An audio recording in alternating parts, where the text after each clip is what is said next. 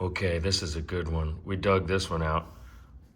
For today, especially, because there's a storm on the way. And it kind of looks like maybe we dug it out of a pile of dirt or compost. This book is in kind of rough shape. Um, it's a pretty nice book. And yeah, we've got a big storm. Kids got let out of school early today. Now, for better or worse, the storm that's coming today is an ice storm. It's going to be different than the storm in this story. But maybe some of the spirit is the same. The Big Snow. This is by Berta and Elmer Hader. Hader's going to hate.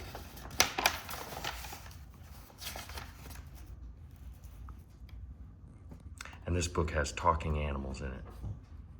I have mixed feelings about stories with talking animals, but they're fun. This book was published first in 1948 and then in 1976, which is when I was born.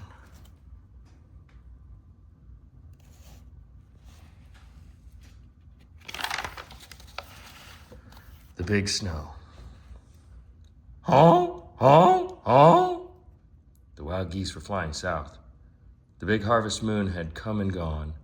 Red and gold were the leaves on maples and oaks, and the wind that blew down from the north was cold. Mrs. Cottontail and the littlest rabbit sat on the warm brown earth of the vegetable garden. Far below, at the foot of the hill, the broad waters of the river ebbed slowly to the ocean.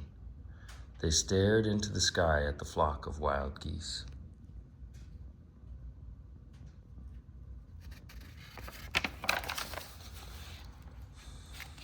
"You know what that means," said Mrs. Cottontail. The littlest rabbit shook his head. He couldn't speak because his mouth was full of carrot tops. He didn't know why the geese were flying south. This was the first time he had seen them. "That means that the cold winter days are near, and you will be needing a warm coat," said Mrs. Cottontail. "Eat plenty of cabbage leaves and carrot tops, and you will have a thick coat for winter." The littlest rabbit nibbled another tender carrot top.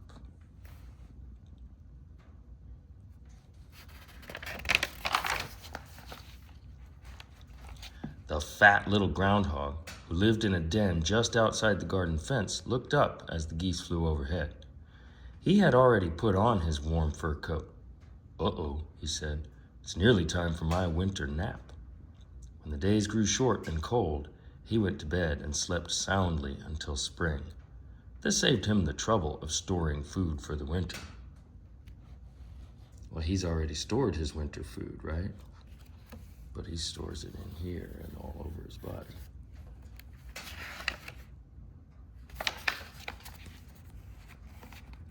Mrs. Chipmunk, with her cheek pouches full of seeds, stopped for a moment beside the little stone house on the hillside.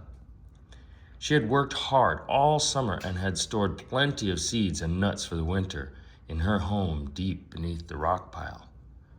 Brrr. Well, it's probably brr, but I guess a chipmunk would say, "Brrr, it's getting cold. It's time for me to retire."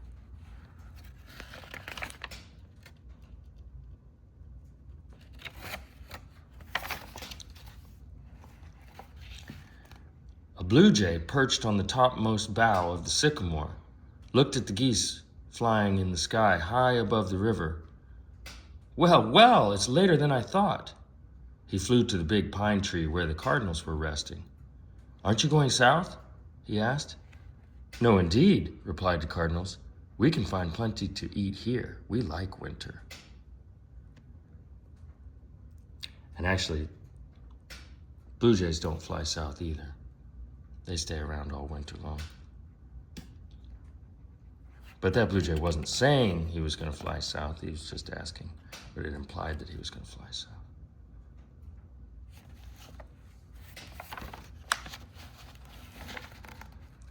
Song sparrows chirped happily on the hillside.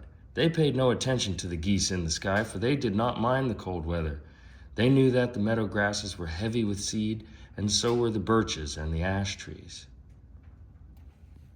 A blue bird, okay, rewind. A bluebird sat on the roof of his house built of cedar.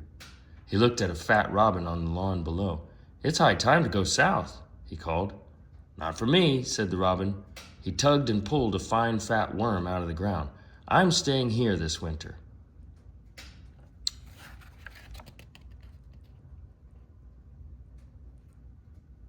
Now, when I was a kid, and probably when your parents were kids, robins did not stay around in the winter. They went south in the fall. And we didn't see robins all winter long. And when we saw one, about this time of year or a little later, we all got excited. Because seeing robins meant that spring was not far.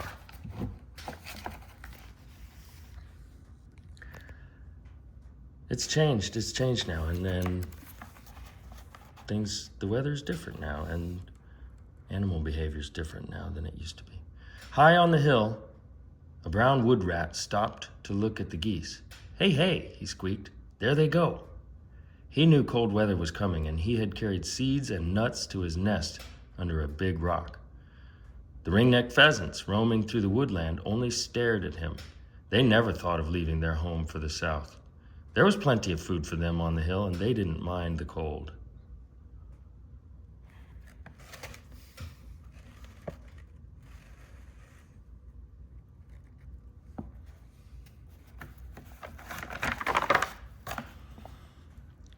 "Caw, caw, caw," croaked 3 black crows in the cornfield as the geese flew by. They knew where to find food during the long winter months, and they never went south.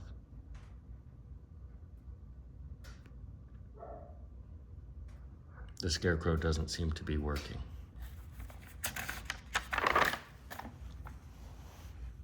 Every day during the harvest season, the red squirrels and the gray squirrels had been busy storing nuts and acorns and seeds under the leaves and logs where they hoped to find them during the lean winter months. Their fur coats were thick and warm. They were ready for winter.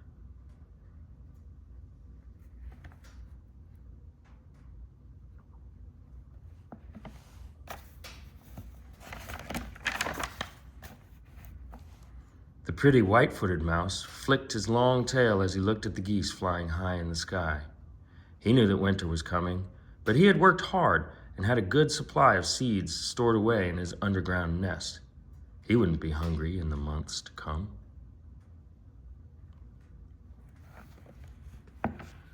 The short-tailed meadow mouse didn't bother to look at the geese. Winter held no terrors for him. The tunnels, made by the moles, led to sweet plant roots and to the tulip bulbs in the garden. He would have plenty to eat. I'm not familiar with a short-tailed meadow mouse that goes in mole tunnels. Really never heard of that. I think this is in the eastern United States. Maybe they do have an animal like that. Or maybe they're wrong. Maybe there is no such thing. It kind of looks like a meadow vole. All right. Shy, white-tailed deer browsed in the woods that covered the ridge at the top of the hill. Their coats were already thick and warm. Some of the deer saw the flying geese, but they never thought of leaving their woodland home where there was food for all, growing so plentifully.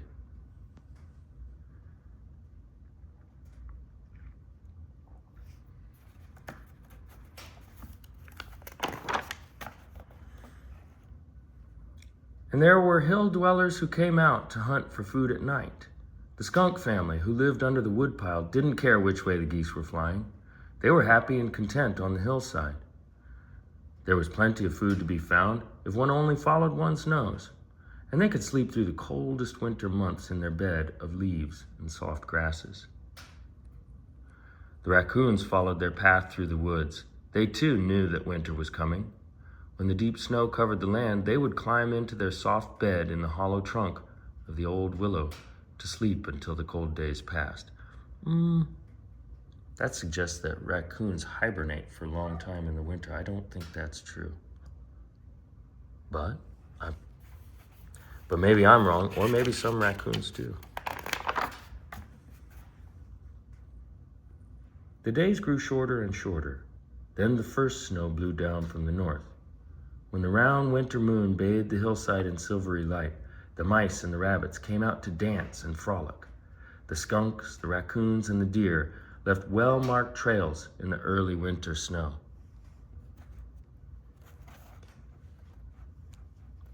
Then, the night after Christmas, there was a rainbow around the moon. The wise owls knew what that meant. A rainbow around the moon meant more snow, much more. Woo-woo! The sad, trilling call of the screech owl was heard up and down and across the hillside. I think a screech owl is more like.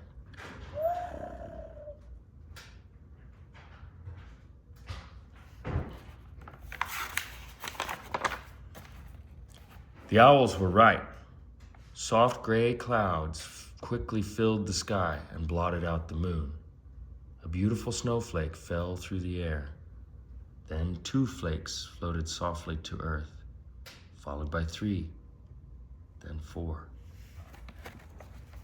The snowflakes fell faster and faster and faster. Millions of snowflakes fell from the sky. It snowed all that night and all the next day. Thick snow covered the branches of all the trees. Now they say that out of all those gazillion snowflakes, no 2 snowflakes are exactly alike. And I guess I believe it, but it's so hard to believe that each snowflake is unique.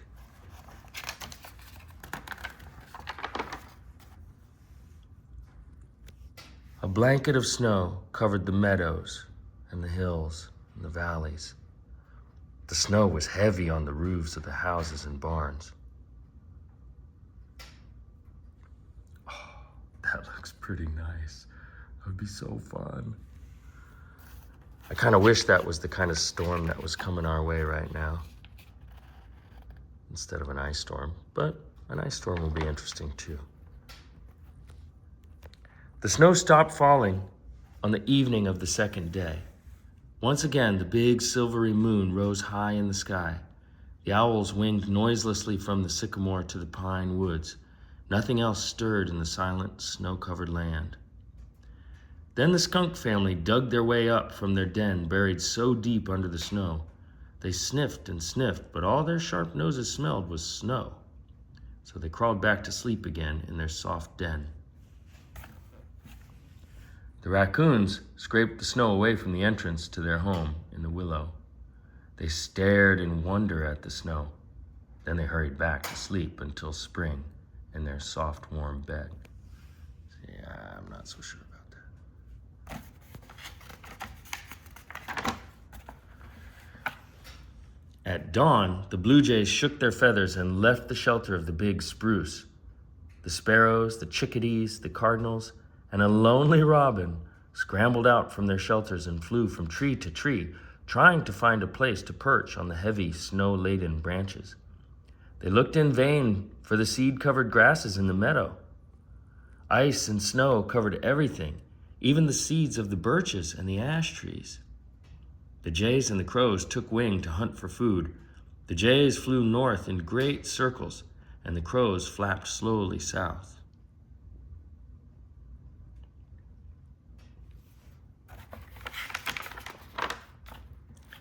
The deer huddled together in the deep woods. Drifts of snow covered the bushes and grasses that furnished them with food. The deer were hungry. Mrs. Cottontail and the little rabbits were hungry too. They came out from their nests underground to hunt for food.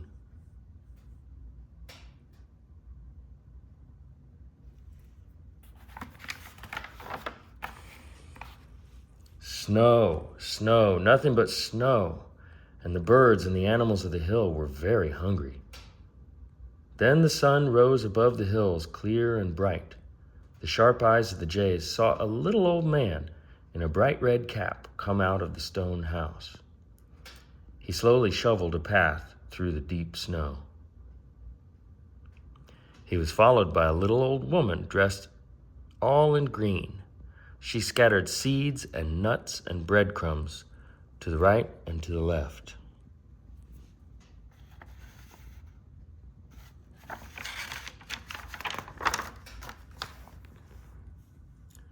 cry of the blue jays echoed over the hillside. Food, food, food, they cried again and again. All the birds on the hill heard the happy call. Caw, caw, caw, croaked the crows when they saw the little old woman put pans of food back of the house, and the little old man drag hay from the shed and scatter corn on the snow. Food, food, food, they called, and their cries were heard by the deer in the woodland away at the top of the hill. The squirrels heard them too and raced through the treetops. The snow had covered their hidden stores of nuts and acorns, and they were hungry. The skunk family and the raccoons, deep in their long winter sleep, did not hear the crow's call. In her warm burrow under the rock pile, the chipmunk opened a sleepy eye. She ate a few peanuts. Then she closed her eyes again to dream of the spring days to come.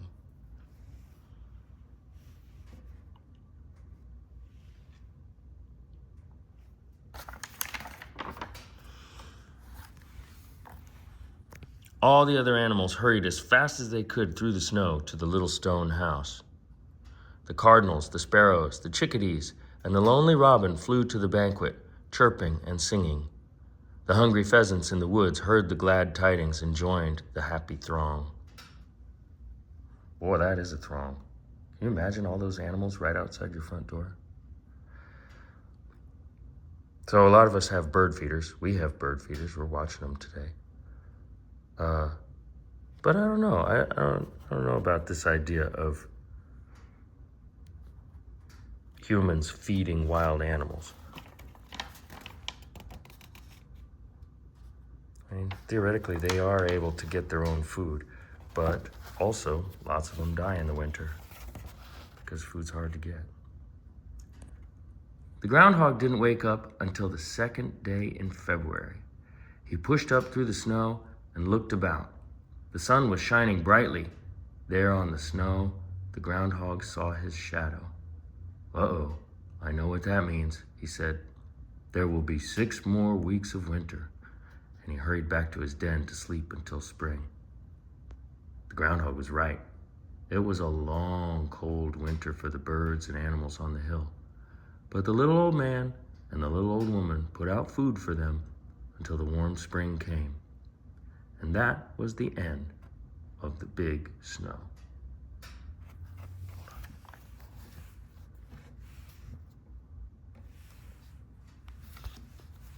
The big snow.